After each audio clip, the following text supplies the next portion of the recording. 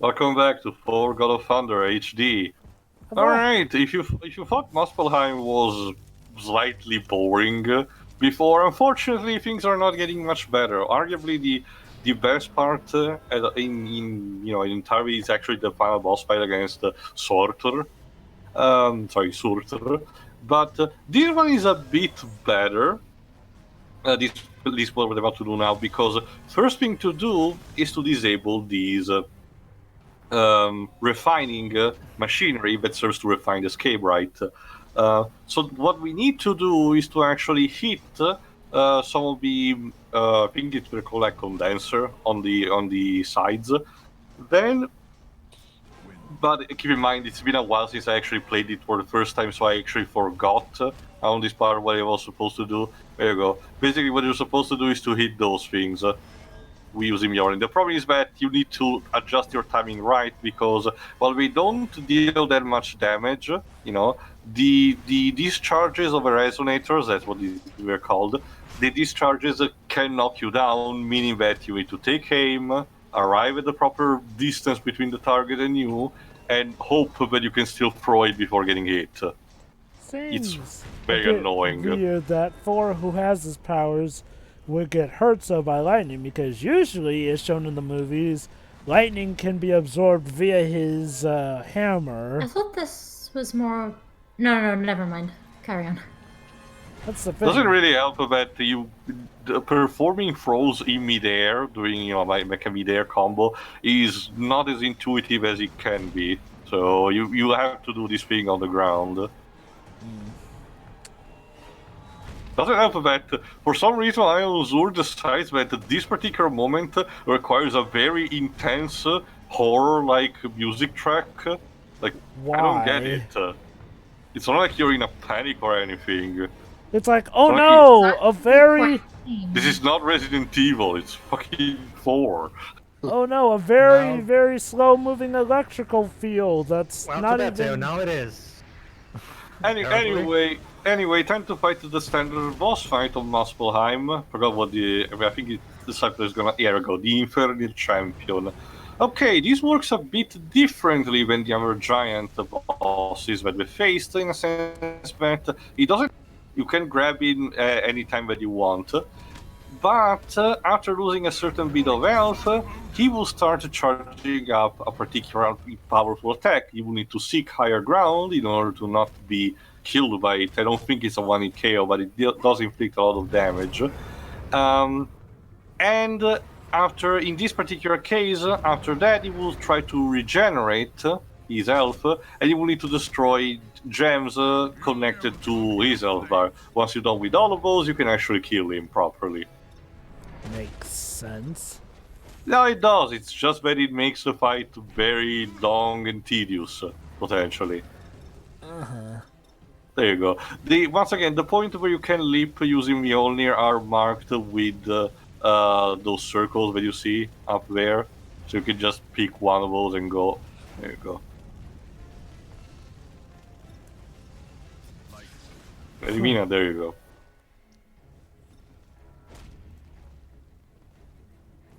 At least now the music is more appropriate, I guess. There we go. Yeah, thank you, Mr. Monster. Now please go back into the fight. Actually, no, get out, because I need to smack you.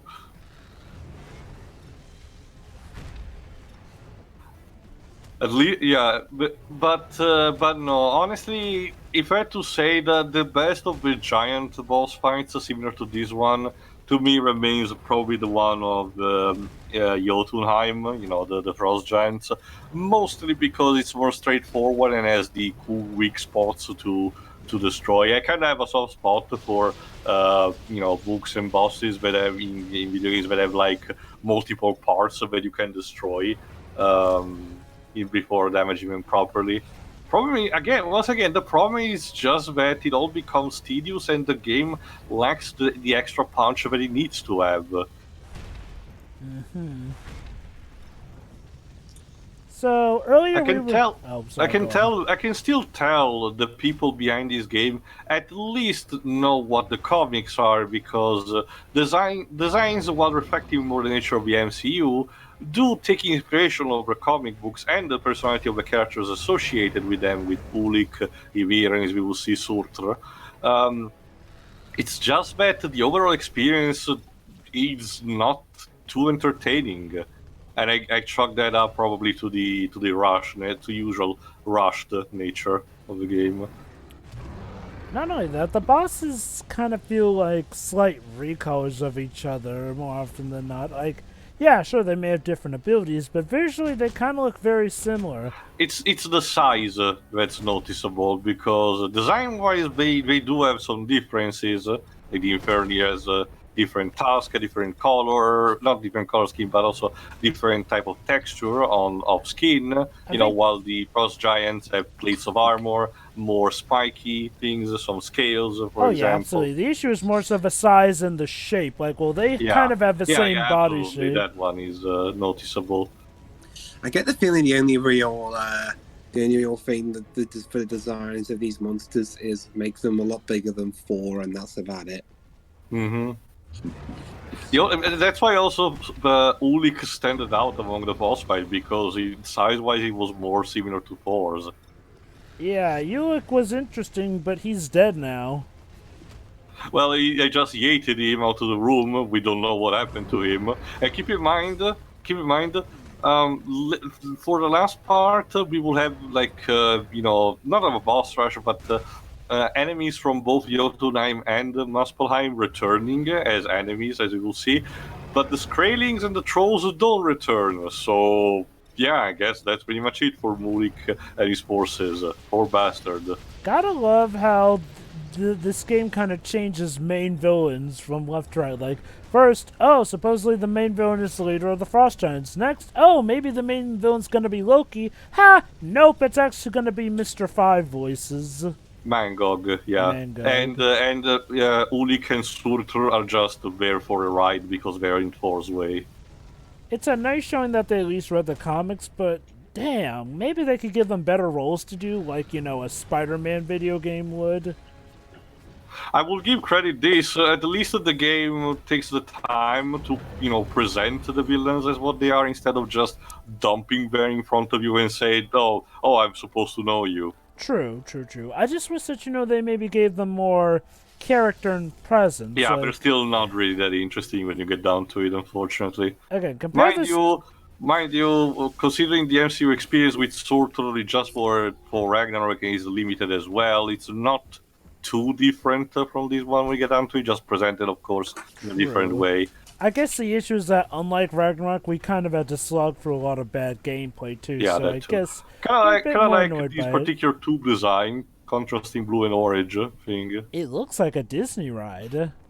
Well, It also- more like the hold on, queue let me to a show Disney you. ride.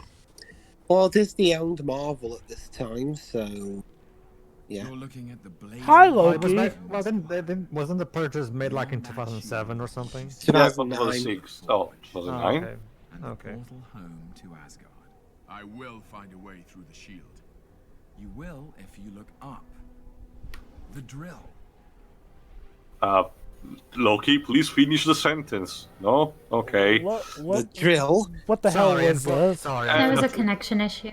sorry, brother, but Oh no, Thanos is attacking! And he didn't That- bother that's finishing that line. That's no drill, Joe. That's a starship. Yeah. Sorry, Tom Hiddleston. Literally only, Tom Hiddleston. Yeah, sorry guys. Tom Hiddleston literally only had an hour free to record all his lines, and that was the last line he recorded. Oh no, they're going to drill We're it? Jova, it's like the big Getty Star. We're fucking the planet literally. Pretty much. No, but Well- that's the drill you're supposed to. The Getty started more like eating it rather than fucking it. I was quoting more DBZ Abridged, but anyway, time to speed things up again. And in this case, it's one of the more iconic tracks from Valkyria Chronicles series, specifically when you activate the power of the Valkyria. Now, a setting like this does seem rather epic in nature, so I'll give the game that. That said, why do I get the feeling the gameplay would not be as epic if you didn't speed it up and play this music along with it? Well, What's this music? I forgot the specific title I'm getting it, but it's from the Valkyria Chronicles series. It started with the first, but very incorporated in later games because, Valkyria's Awakening, there you go. Because in each game you encounter or you're connected to a person which taps into the power of the Valkyria, which basically it's like Super Saiyan and helps them in that particular war setting. Okay, so question. Since you Yes, actually sir? played this section, how exciting is that section up in space? Well, it's fine. It's just like a couple of boards. This particular one is a bit more intriguing because you're supposed to lure one of the drills away in order to lower the shield, and then you're supposed to get on in order to, deactivate the other anchor. You're supposed to detach both anchors of the drill, then jump onto it and destroy it from inside, which is exactly what I'm doing. Again, it's been It's- such a long time since I played this that I legit do not remember what playing it felt like, aside from it being kind of a slog. Although, again, Wii version handled better. I don't know, Drover. From what I've seen, it seems to be just the same. But I guess yes, performing better. Yes, Just performance. Yeah, that's... like again with this gameplay, I'm not sure how much is it worth it. I'm literally just talking about the Wii version not lagging up a storm and performing Again, better. I'm confident the Xbox 360 version is probably the best of the two HD ones. I don't know. I've heard that if I remember correctly, the 360 version is pretty much the same as the PS3 version. Well, no, it is. It just what they say. It probably performs better because of a better hardware, sacrificing a bit of the graphical fidelity, quote unquote. But That would considering even the FMVs don't look that spectacular, I don't mind. It would depend on how much effort was put into the port. Like if they actually put enough effort to Oh, make it so God, that the it can frame rate. perform better, or if they just kept it the same. Actually, laggy mess. that was an FMV. How did you manage to make the FMV lag? That is a sign of pretty bad game design. Didn't that shit happen also with the first Iron Man? I don't remember. I do Actually, I remember. forgot. I do remember it happening with Mighty Number 9, though.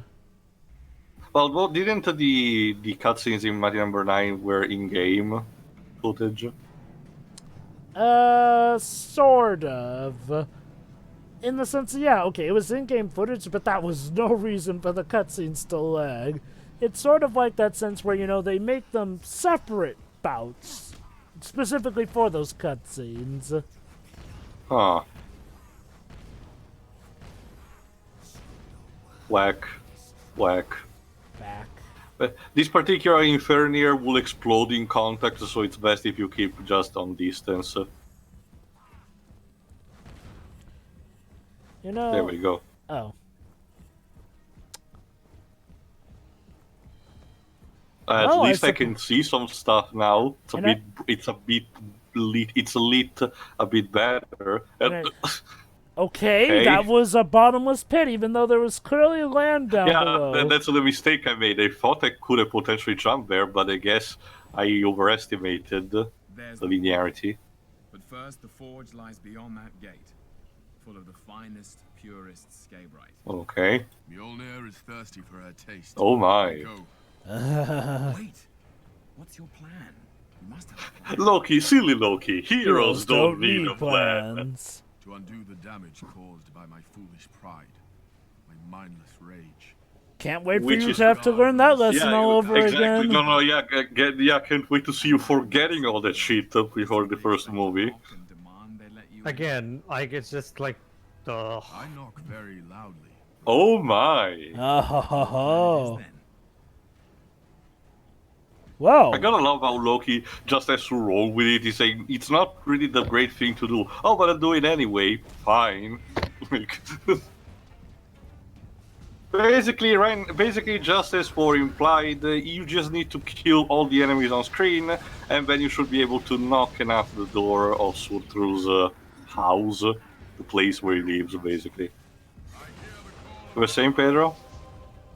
No, I'm just baffled by how bad this is.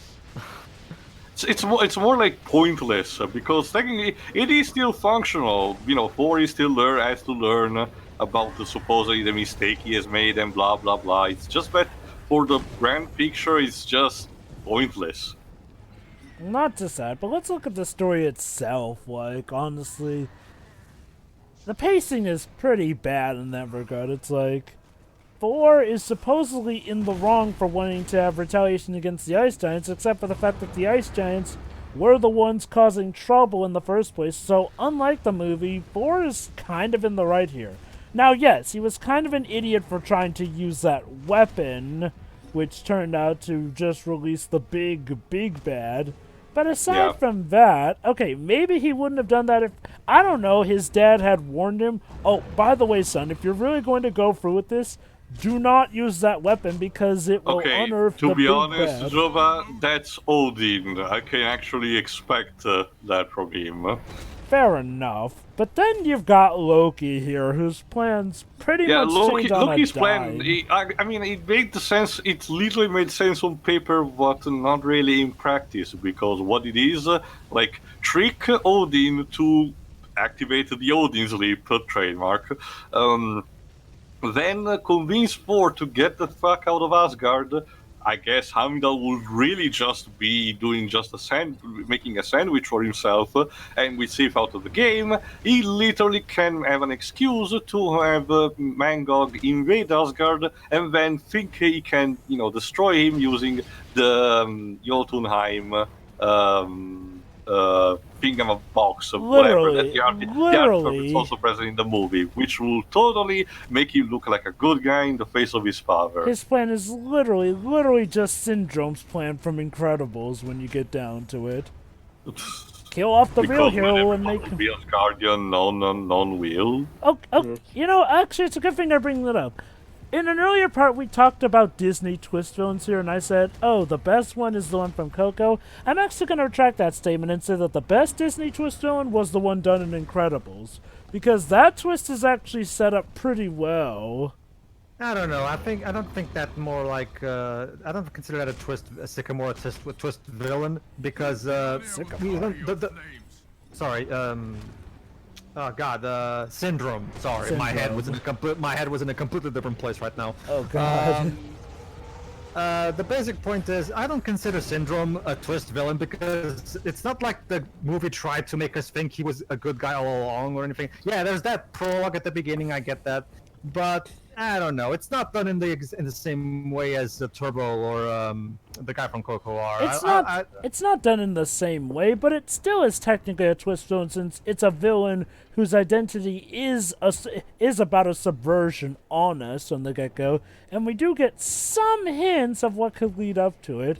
I think what I like about Incredibles is that it shows that, sometimes the biggest consequences aren't the ones right in front of you. Like, y'all think, oh, the worst consequence of that one bad night Mr. Incredible had was the whole getting sued and stuff. But no, it turns out that on that night, he ended up creating his worst enemy at that point, who would go on a psychopathic man rage and kill all these innocent heroes just to test death bots against them and get them ready for Mr. Incredible. Well, I mean, but that's the thing, Jover.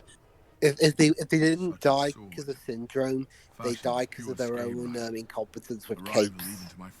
Oh, there you go. Yeah.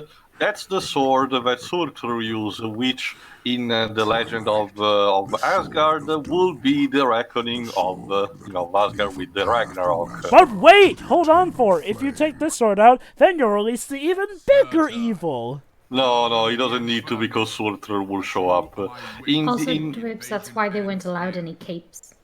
Yes. In case you're wondering... Yeah, that's why Edna didn't make capes anymore. Surtur in this particular game is voiced by Rick D. Wasserman. Let me check what else he did. He's fine enough. I feel like I've heard that name somewhere before. I'm getting this page. And by that I mean the name of the character, but yeah. Oh.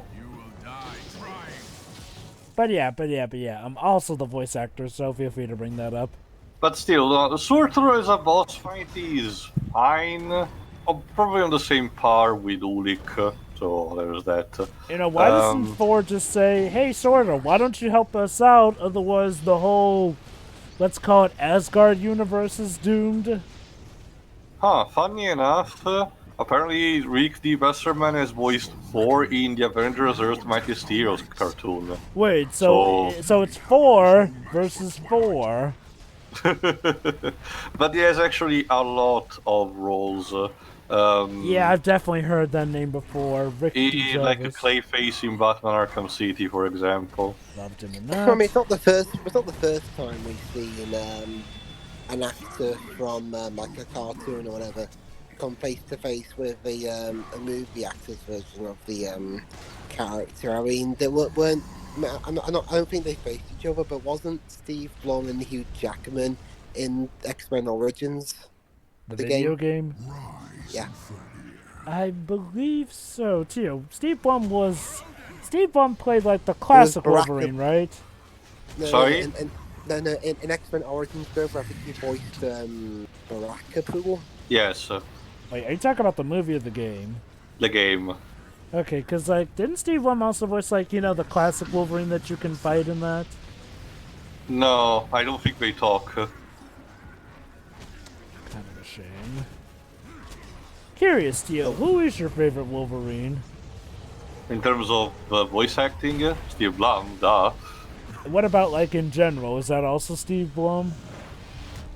Well, the Steve Blum has voiced the character for such a long time that it's a bit hard. But I remember, Joe, I'm not too much into the X-Men to begin with, and the one that I care the most usually is Gambit, so... Admittedly, you don't have to be too much into X-Men to know a lot about I know Wolverine. Wolverine publicity and all. Costume-wise, if you had to ask me, I guess the classic yellow one. The X-Force's costume is serviceable, but I don't know, something about it looks a bit dull. So what did the gray and black contrast. Hey, Tia, what did you think about the Extreme X-Men era? Don't care. Yes, folks, there was literally a time when the X-Men were known as the Extreme X-Men. And they love to wear ski jumpsuits. And That Storm sounds very corny and stupid. and It Storm's is. out and Storm's but outfit get was this, so Shiroi. weird. The problem is that they had an entire story arc where religious fanatics try to kill them and pin do a stupid complex plan to pin the blame on Nightcrawler, and the plot kickstarts it by a bunch of Beast fanatics going on and killing a bunch of people, including Jubilee, crucifying them and shit. Yeah. Corny as fuck indeed.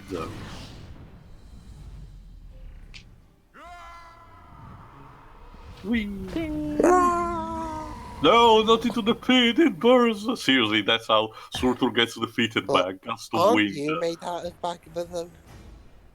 Sorry? Isn't he made out of Bhagavad though? How does... Yeah, I think Bruce is wondering how wind blows him out. No, I meant how does that particular surface hurt him? It looks like he's used to it. So I get don't know. this, apparently having his hammer shatter the sword has it It immediately... automatically infuses it with escape, right? Yes, we're good to go. We can just find a portal and we can go back to Asgard now. Wow, if only if it had been that easy in Infinity War. 4, it turns out all you have to do is just smash the Infinity Gauntlet and your hammer will eventually absorb their powers. Absolutely. Well, isn't that what they did after the first 12 minutes of Endgame, kind of? What? No. Thanos in destroyed Endgame- the Infinity Stones off screen. Well, I get that, but didn't destroy the gauntlet as well? No, the gauntlet No, was fine, they it's just the didn't. stones. Oh, okay. Yeah, I the thought- stones- I thought they destroyed like everything, including the gauntlet. Oh, or no. something. The gauntlet Thanos still had the looked gauntlet. worse for wear, but it was like a side product of using the stones because it like literally shatters your arm or something. Anyway, to the next part for the epic conclusion, quote unquote, of the game. Yes. Yeah. Ta-ta. Sure. See ya.